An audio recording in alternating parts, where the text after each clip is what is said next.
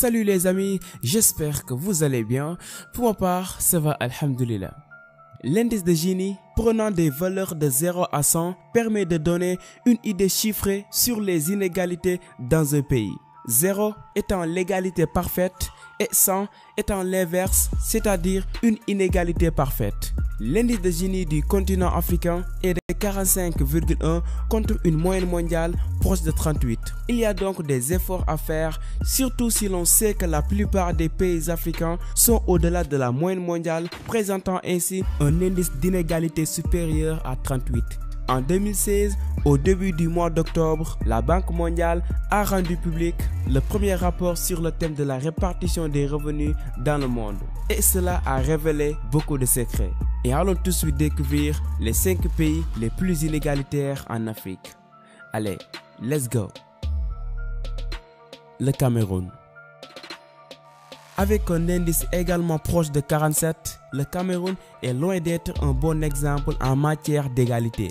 De plus, les inégalités augmentent d'après le rapport de la pauvreté et prospérité partagée. En effet, les 40% les plus défavorisés de la population ont à peine un revenu de 1,71 $ par jour, en deçà du 1,90 $ considéré comme un minimum vital. Pendant ce temps, la moyenne camerounaise est de 5,27 $ par jour, se montre bien que l'argent va plutôt aux plus nantis.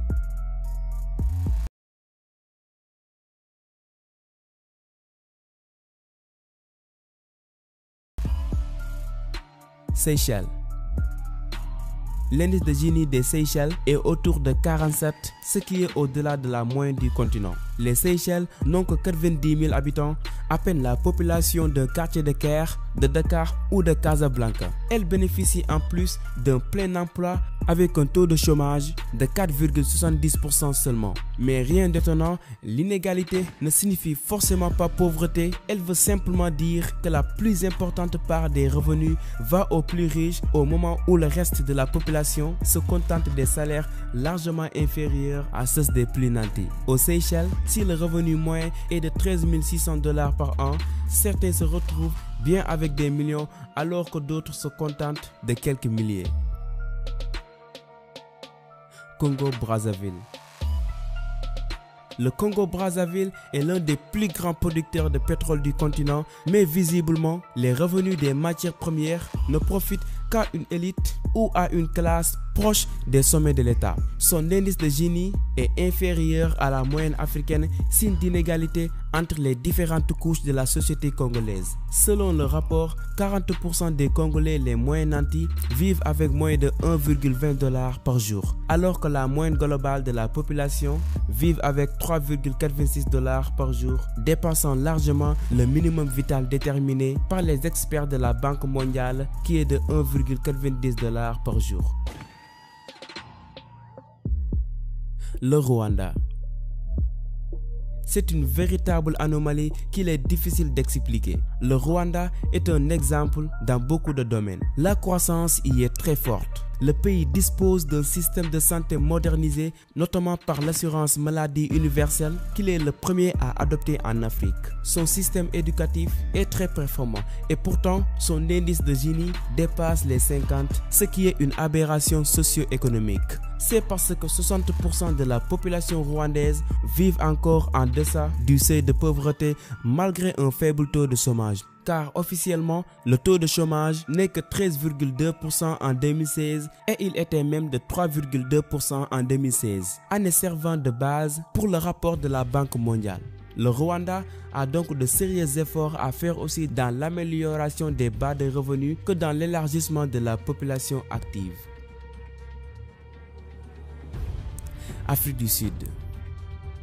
Avec un indice de Gini proche de 63, l'Afrique du Sud est le pays le plus inégalitaire dans le monde. Cela choque évidemment 26 ans après l'abolition de l'apartheid. Mais ce n'est pas une grande surprise si l'on sait que la politique du Black Empowerment qui vise à donner accès aux Africains dans le capital des entreprises a également contribué à créer de nouveaux riches. La vraie répartition des revenus n'a pas eu lieu. Le taux de chômage atteint des sommets, notamment dans les villes, et touche particulièrement la population jeune et noire. Les métis petits Sud-Africains qui sont souvent un mélange d'Arabes, d'Indiens et d'Africains sont également laissés pour compte. Le classement des pays les plus inégalitaires en Afrique ne s'arrête surtout pas ici. Et voici d'autres pays africains avec leur indice de Gini.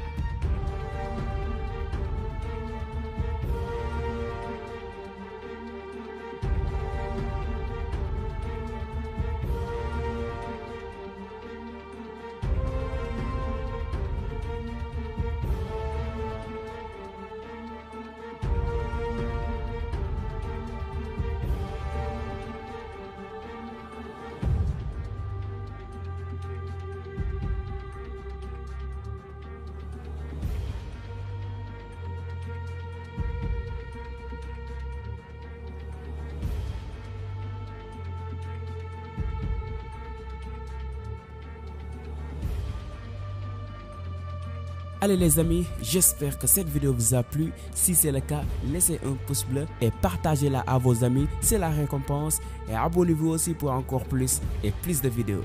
Allez, ciao!